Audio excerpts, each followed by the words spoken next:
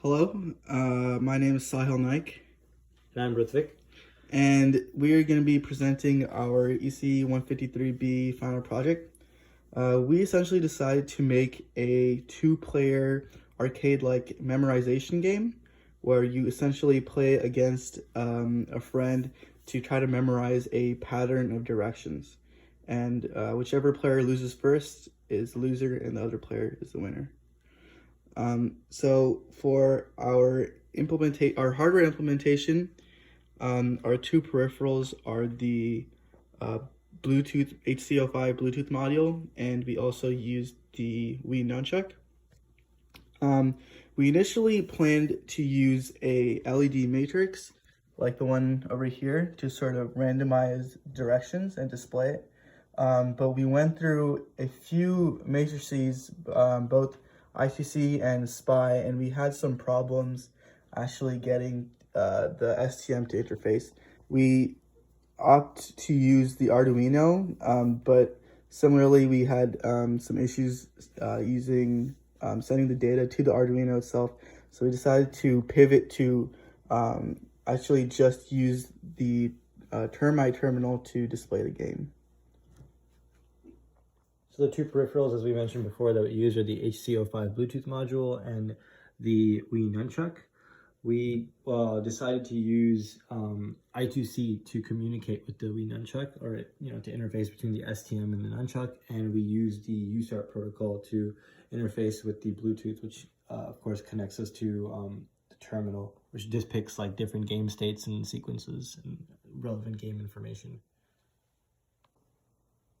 Additionally, we used one of the onboard buttons to generate an interrupt that would allow us to end the game at any point during execution. So essentially what this external interrupt does is it interrupts the CPU cycle or wherever it is in execution, and it will go ahead and end the game state. And following that, all instructions will cease to execute and it'll just print end game and the game will end. Additionally, we decided to use polling when interacting with our Wii Nunchuck, because as we learned, the way that we interact with the Wii Nunchuck is we send a conversion command, so to speak. It's essentially like via I2C, so we send it from the board to the Wii Nunchuck, and that conversion command tells the Nunchuck to read from all of its sensor data, so its accelerometers, its buttons, its joystick. So essentially it reads from the sensor data when it receives the conversion command, and it stores that data in its internal registers. Then we have to send a read command to read from said internal registers. And so we decided that using an interrupt that's generated from the Wii Nunchuck is not a good idea for this, because there needs to be a conversion command sent from the master so the Nunchuck actually records its sensor data.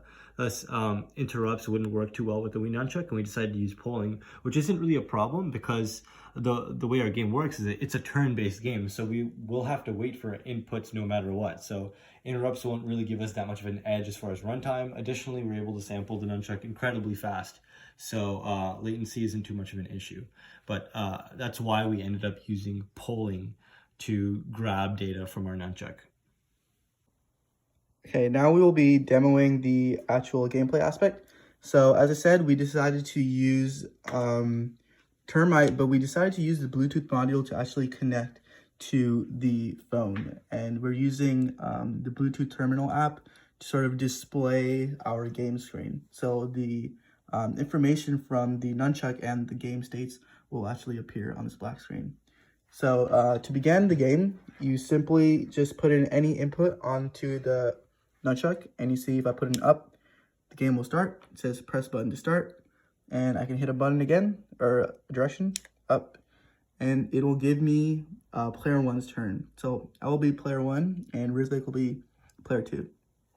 So it says, it gives us our sequence of length, n equals 1, and our current direction, and it's waiting for an input. And as I said earlier, the sequence essentially increases by 1 every time. So I would be doing a sequence of 1, Rizlik would be doing a sequence of 2, I would be doing a sequence of 3, and then so on and so forth. So right off the bat, I'm going to start by doing an input of right, and it's going to say correct, and it's going to show player 2's turn. So Rizlik's going to do his input, which is left. So instead of doing just left, you'd be doing both inputs. So you'd be doing right and left. And you'll see it says correct. And now it'll be my turn again. We'll say player one's turn. And I would be doing right, left, right. And because it's a memorization game, I would have to remember that. So I'd do right, left, right, and it would show correct. So the game goes on indefinitely until a player eventually gets an answer wrong. So you'll see Rhythmic will demo a wrong answer. And you see it says incorrect, player one wins. And it gives us the option for a new game where we press any direction, or we can end the game by pressing the end game button, which is the blue button over here that will cause an interrupt in the system. So for example, we're gonna demo a new game. So we're just gonna click any direction. It's gonna say press the button to start, and we restart the game. So you can just put in your input. Got correct. And we put incorrect, and now we're gonna demo the end game feature. So instead of actually putting input, we're gonna click on the blue button over here. And it should say game over and the game ends. We'd also like to show that even in the middle of a turn, we can use the end game button to trigger an interrupt and end the CPU's execution and terminate the game state, even if a player hasn't won yet. So you can see right here, no player has won yet, and if I trigger the button, it'll say game over and the game state has ended. Overall, that is the end of our demo. We essentially created the two-player game for people to play back and forth, challenging each other's memory skills. I would say the greatest hurdles in this project were definitely the serial interfaces and communicating between peripherals. Especially with new devices, there isn't a lot of documentation on the internet for how to interface with them, especially with the matrices and the Arduino. There's only like a few tutorials that are especially niche. But yeah, that's about it. Thank you for watching.